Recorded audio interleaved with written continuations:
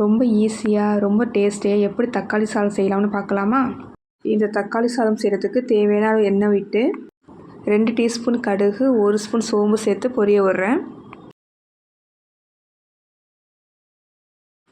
கடுகு சோம்பும் பொரிஞ்சதும் ஒரு கொத்து கருவேப்பிலை ஒரு பச்சை மிளகாய் கீழி போட்டு வதக்குறேன். இதில் 2 மீடியம் சைஸ் பெரிய வெங்காயம் ஸ்லைஸாக வெட்டி சேர்த்துக்கிறேன். வெங்காயத்தை நல்லா கண்ணாடி பதம் வர நல்லா வதக்குறேன். இதில் தேவையான உப்பு சேர்க்குறேன். வெங்காயம் பொன்னிறமாக வர நல்லா வதக்குறேன். வெங்காயம் வதங்கியதும் 1 டேபிள் ஸ்பூன் இஞ்சி பூண்டு சேர்த்து வதக்குறேன்.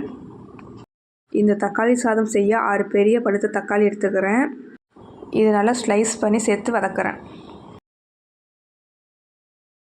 சாதத்துக்கு தேவையான மசாலா சேர்க்குறேன்.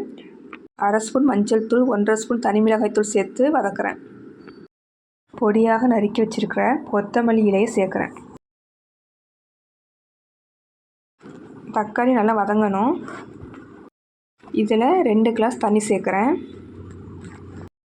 தக்காளி சாதம் செய்ய 1 கிளாஸ் சீரக சம்பா அரிசி ஊற வச்சு எடுத்து வச்சுருக்கேன். 1 கிளாஸ் அரிசிக்கு 2 கிளாஸ் தண்ணி சேர்த்துருக்கேன். உப்பு மசாலா எல்லாம் ஒன்றா சேரும்படி நல்லா கிளறி விடுறேன். இதில் தேவையான அளவு நெய் சேர்க்குறேன். இப்போ தண்ணி கொதித்ததும் குக்கரை மூடி வச்சு 3 விசில் விட்டு இறக்குறேன். தக்காளி சாதம் நல்லா சிகப்பாக வரணும்னா தக்காளி அரைச்சி ஊற்றி காஷ்மீரி ரெட் சில்லி சேர்க்கும்போது நல்லா கலராக வரும். நான் சாதாரண மிளகாய் தூள் தாங்க சேர்த்துருக்கேன், அதனால தான் எல்லோ கலராக இருக்குது. இந்த தக்காளி சாதத்துக்கு தயிர் பச்சடி குருமா சேர்த்து சாப்பிட்டா சூப்பராக இருக்குங்க.